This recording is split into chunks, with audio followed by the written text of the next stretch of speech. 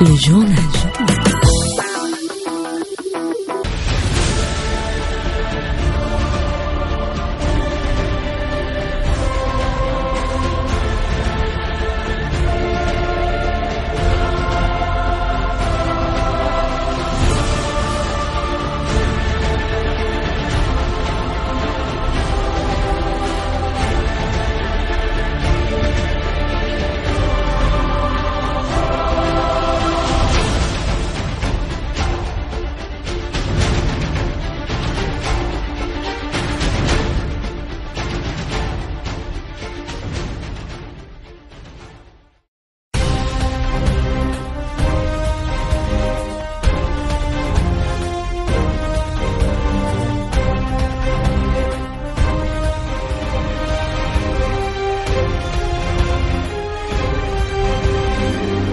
Rendez-vous national de grande envergure, le congrès convoqué par le chef de l'État s'est tenu ce mercredi. Dans son discours très attendu, le président de la République a annoncé d'importantes décisions imminentes et immédiates pour certaines. Qui retenir ce discours et quelles perspectives envisager? Analyse dans ce journal avec Jean-Marie Kassamba, journaliste et éditorialiste.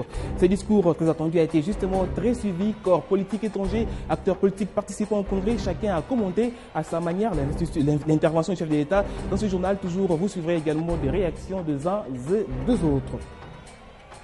Ravi de vous retrouver, bienvenue à vous et merci d'être avec nous pour vous informer. Il était très attendu, il s'est enfin tenu. Le congrès convoqué par le chef de l'État s'est tenu ce mercredi. Toutes les attentions étaient bien sûr focalisées sur le discours très attendu du chef de l'État, un discours qui devrait apporter des réponses aux différentes recommandations sorties des concertations nationales et le président de la République s'est prêté à l'exercice. Retour sur l'adresse. Le mercredi 23 octobre 2013 restera gravé dans la mémoire collective comme une date historique dans l'histoire politique de la nation congolaise. Au Palais du Peuple, tous les aspects ont été réunis pour marquer la solennité de l'événement. Devant un parterre de hautes autorités, dont le président de la République du Congo, Denis Sassou Nguesso, et la présidente de la Commission de l'Union africaine, ainsi que les ambassadeurs accrédités en RDC, le président de la République démocratique du Congo, Joseph Kabila Kabange, a dans son discours confirmé son esprit d'ouverture pour le maintien de la cohésion nationale. Je vous annonce que, dans le cadre de ma politique d'ouverture, prôné depuis mon investiture, un gouvernement de cohésion nationale sera bientôt mis en place. Aucun aspect de la vie sociale n'a été omis. Pour le président de la République, les 30% de la représentativité des femmes devront être respectés. Réfléchissant en profondeur, Joseph Kabila a innové pour le respect du genre. Et puisque les femmes constituent la majorité de notre population et le vivier de la créativité nationale, je propose donc que nous fassions mieux dans cette optique. J'invite le législateur à examiner la possibilité d'ajouter dans chaque circonscription de 3 sièges ou plus un siège pour lequel la compétition ne serait ouverte qu'aux femmes. Sur le plan sécuritaire, la professionnalisation des forces armées de la République démocratique du Congo est à l'ordre du jour. Et la détermination de combattre la balkanisation a été démontrée par Joseph Kabila Kabange. Pour renforcer davantage la discipline au sein des forces armées et de la police nationale, l'auditeur général est quant à lui appelé à accentuer les enquêtes à charge d'officiers supérieurs, subalternes, ainsi que des hommes de troupe. Le développement de la RDC passe par la bonne gouvernance et la justice pour éradiquer l'impunité ainsi que l'enrichissement illicite. La quête de la cohésion nationale n'est pas synonyme d'impunité. Bien au contraire, sans justice, la réconciliation est factice. La réussite des assises des concertations nationales met en exergue la maturité de la classe politique congolaise qui a privilégié les consensus nationaux, ainsi favoriser l'établissement de l'unité et la cohésion nationale pour combattre la balkanisation de la nation congolaise. Après les discours, que devrait-on retenir et ressentir? Comment appréhender les différentes décisions et quelles perspectives envisager? Analyse sur ce plateau avec Jean-Marie Kassamba, journaliste et éditorialiste. Bienvenue. Merci. Alors, première question, que doit-on retenir de ces discours ce mercredi?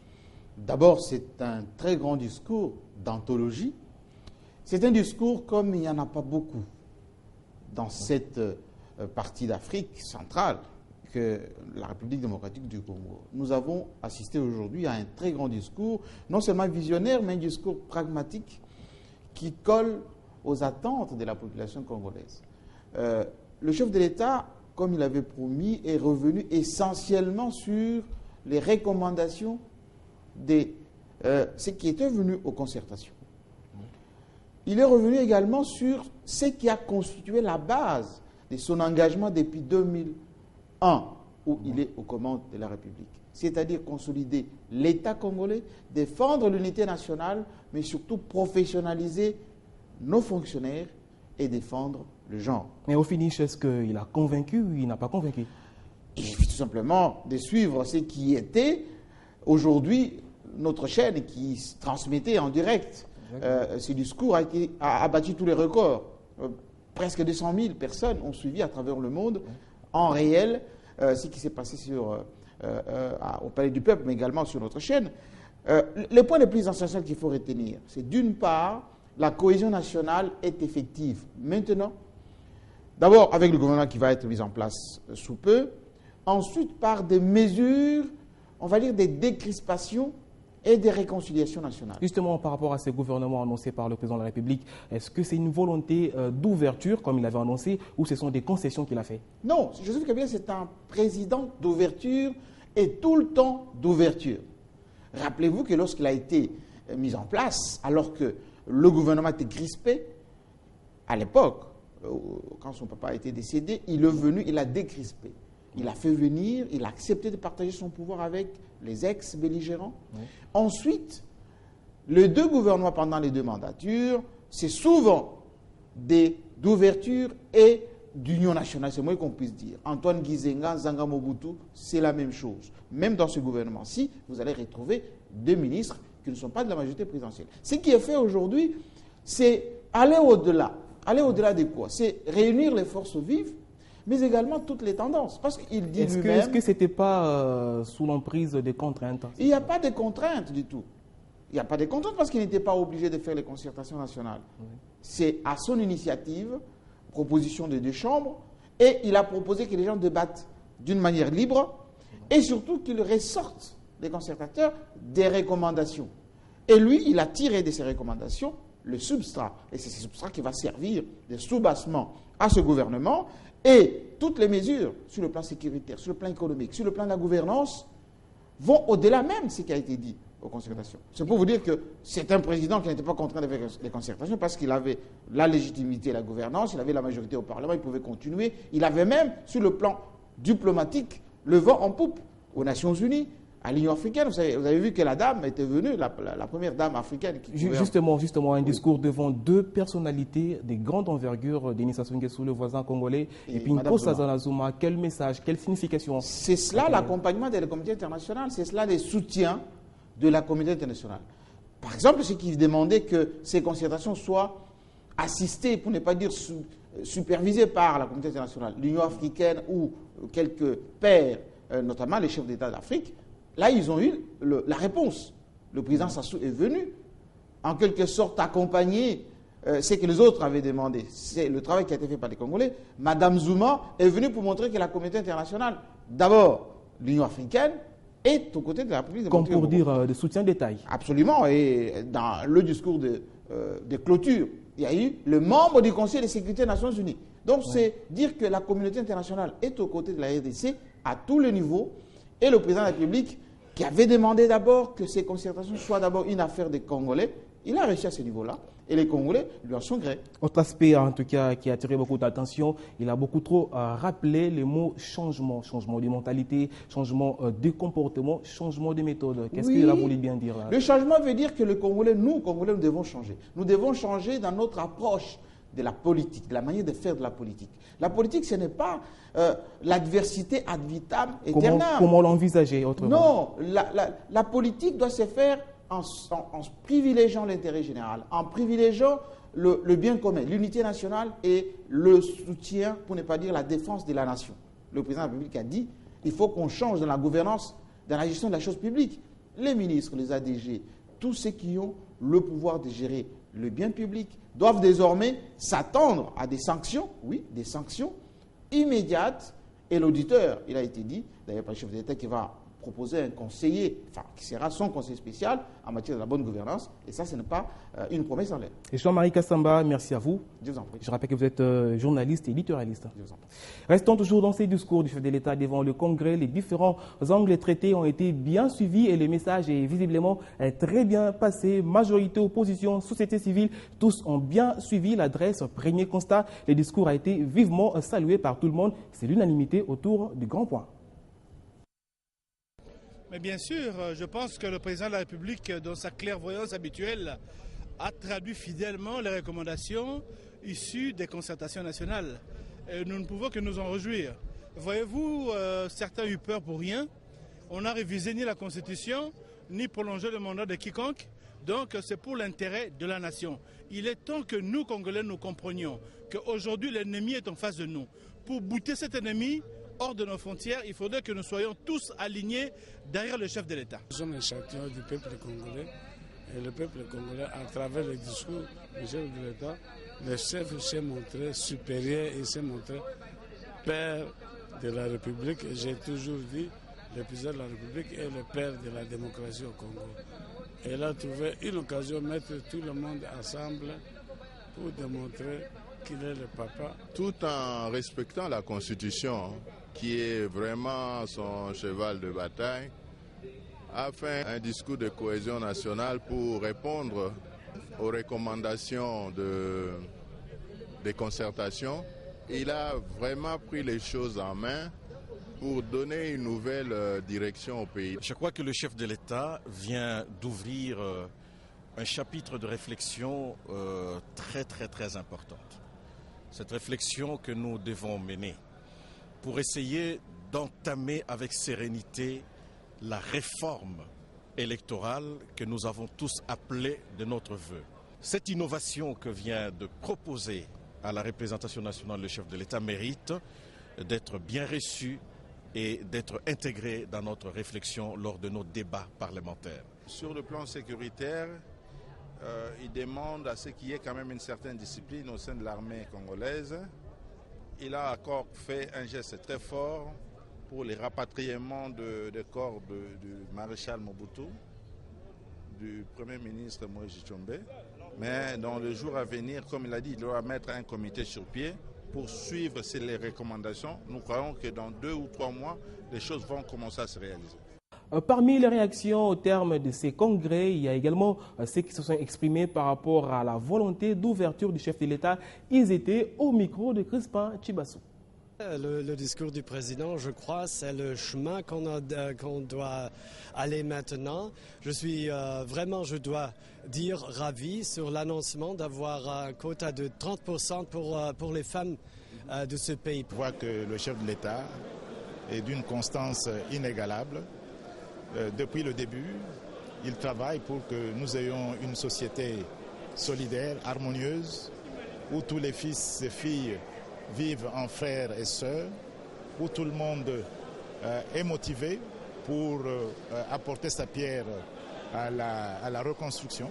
Il annonce dans la suite le rapatriement du corps du président Mobutu et de Tshombe et il termine avec un gouvernement de cohésion où nous avons la majorité présidentielle, l'opposition ainsi que la société civile. Je pense que le président de la République s'est montré très réconciliant et très déterminé à aller jusqu'au bout de sa logique, c'est-à-dire parvenir à une cohésion nationale pour la pacification, le rétablissement de l'autorité de l'État et le développement de notre pays. Nous devons aimer notre pays et nous devons travailler pour l'intérêt de notre nation. Oui, mais le chef de l'État, fidèle à sa logique d'ouverture, il a toujours dit qu'il n'y a pas une république pour l'opposition et une république pour la majorité. Et c'est dans ce cadre qu'il ouvre le gouvernement par un gouvernement de cohésion nationale. Donc c'est une très bonne chose. Moi je pense que cette cohésion nationale pour moi était synonyme de trêve d'ostracisme des uns contre les autres, trêve de préjugés les uns envers les autres, et je crois que maintenant l'unité s'impose à tous et à chacun d'y mettre sa pierre. Le chef de l'État a répondu aux questions majeures qui ont été traitées par les concertateurs dans tous les 5 groupes thématiques. Il vient de nous surprendre agréablement avec l'esprit de pardon, avec toutes les mesures de grâce qu'il va accorder à ces dons qui doivent en bénéficier. Première chose, il a insisté sur l'unité. Ceux qui rêvent de la partition du pays, ils devront attendre des générations longtemps après notre départ de la vie sur terre pour obtenir la division de ce pays. Il ne fallait pas seulement être au palais du peuple pour suivre les discours. Tous les moyens étaient bons à condition de ne pas rater. Donc, d'autres personnes se sont retranchées dans certains coins précis de la capitale pour suivre l'adresse. Les cas aussi des militants de partis politiques, à l'exemple de ceux de la majorité présidentielle qui étaient mobilisés à l'extérieur de l'hémicycle. Ils ont été repérés par nos reporters. La capitale congolaise, bien qu'étant un jour ouvrable, a vécu une ambiance assez particulière ce mercredi. Tous les regards étaient braqués au Parlement où le chef de l'État devrait se prononcer suite aux recommandations des concertations nationales. Pendant qu'à l'intérieur, l'attention était totale à l'adresse du président de la République. À l'extérieur, c'était cette ambiance. Les militants des partis politiques, le cas de ceux de l'Alliance de forces démocratiques du Congo, avaient pris d'assaut les alentours du Palais du Peuple en signe de soutien à Joseph Kabila, ceci en faveur du retour d'une paix durable en République démocratique du Congo. Le discours du chef de l'État a été un discours magistral. Troisième force politique de la majorité présidentielle, ces militants ont aussi, au nom de leur autorité morale, Modeste Bahati, salué les mesures prises, notamment la libération de certains prisonniers. Le discours du début à la fin, c'est un discours rassurant et qui plante le décor pour un avenir meilleur pour le peuple congolais et pour la nation congolaise. Toujours aux alentours, il a été observé une concentration ici, au village de la francophonie, dans l'esplanade du stade de Martyrs, où d'autres personnes avaient choisi pour ne pas rater ce moment. En gros, il y a des aspects très importants, notamment ceux au regard des Koulouna. Ainsi qu'il a été instruit à la police, il serait mieux que les autorités de la police puissent éradiquer le phénomène Koulouna. Il a respecté ce qu'il avait promis, qu'il fallait chercher la cohésion nationale. Et voilà aujourd'hui. Donc moi, à mon niveau, je me dis, c'est une particularité de Joseph Kabila. Preuve que les Congolais sont bel et bien derrière le chef de l'État et voient en lui l'homme du changement. Le respect des recommandations des concertations nationales en est la preuve. Cette info également, avant de clore ces chapitres, le site de Télé 50 a enregistré 159 000 visites pendant le discours du président de la République devant le Congrès, un grand record d'audience. En sport, vous le savez, les championnats nationaux de la Division 1 ouvrent ses portes ce dimanche 27 octobre. La compétition qui a sa 3e expérience en RDC connaîtra la participation de tous les clubs qualifiés, mais peut-être sans le football club Saint-Lol-Popo qui campe toujours sur sa décision de boycott. L'épineuse question a fait l'objet de l'échange qui a eu lieu entre le président de la FECOFA avec la presse sportive de Lubumbashi. Suivez. Il y a pratiquement un mois, depuis que le numéro 1 des cheminots a annoncé la décision. La ferme alors de ne plus participer à la Division 1, la 3e édition. Le football congolais en fait est pris en otage. C'est ça le grand problème.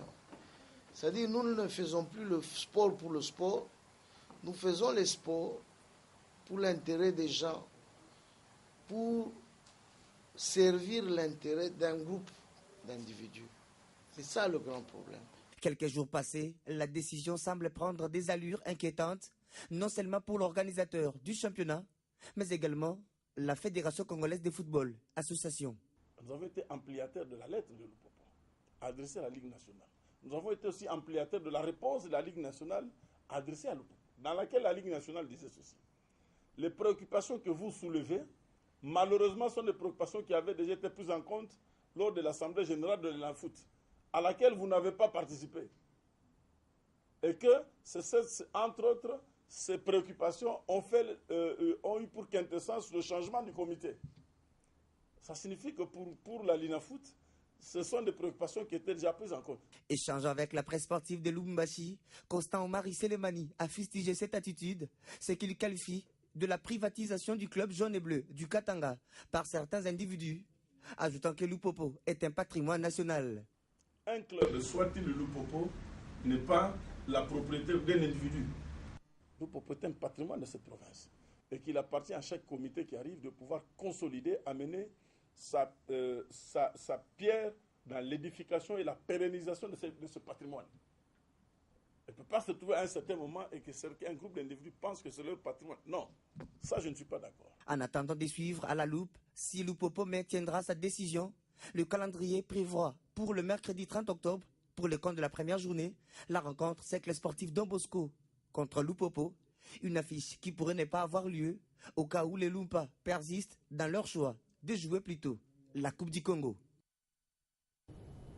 Voilà la fin de ce journal. Merci de votre attention. À tout de suite pour la revue de presse.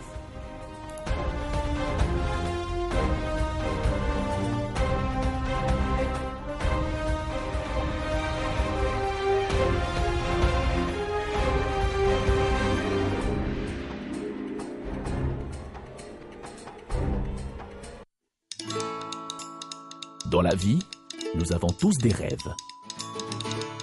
objectifs et aspirations. Vos projets d'avenir ainsi que ceux qui vous sont chers dépendent des choix que vous effectuez aujourd'hui. C'est pourquoi la Raobank a créé Renaissance, le nouveau compte d'épargne qui vous propose un meilleur taux rémunérateur à court et à moyen terme. Ainsi, vous pourrez suivre l'évolution des intérêts générés par votre épargne et assurer un avenir meilleur à vos projets les plus chers. Raobank is my bank.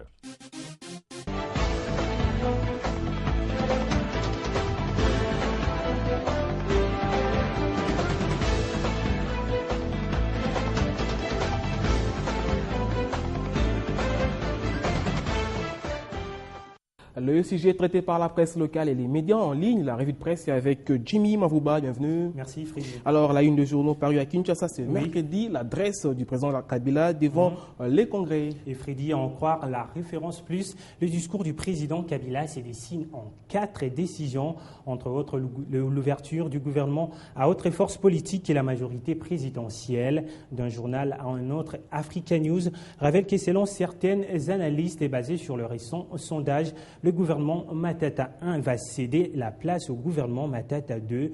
Africa News confie que si le premier était considéré comme un gouvernement composé des technocrates exclusivement composé de sociétaires de la majorité présidentielle, le second sera appelé gouvernement de large ouverture ou politique de la majorité présidentielle et quelques opposants y seront associés. Dans le même ordre d'idées, Radio Kapi parle de la formation imminente d'un gouvernement de cohésion nationale annoncé ce mercredi au Congrès par le président de la RDC, Joseph Kabila. Sa mission, ajoute les sites, rétablir la paix et restaurer l'autorité de l'État dans le pays, consolider l'unité nationale, appuyer le processus de décentralisation et l'organisation des élections et améliorer les conditions sociales des populations pour assurer les suivis de mesures qu'il a prises à la suite des recommandations des concertations nationales. Joseph Kabila a mis sur pied un comité national de suivi des recommandations des concertations nationales, conclut Radio Kapi. Voilà, tout sauf rien a été dit. Voilà. Direction la Libye où 2 ans après la chute de Kadhafi, les milices règnent toujours en maître. Voilà Freddy, qui gouverne réellement la Libye?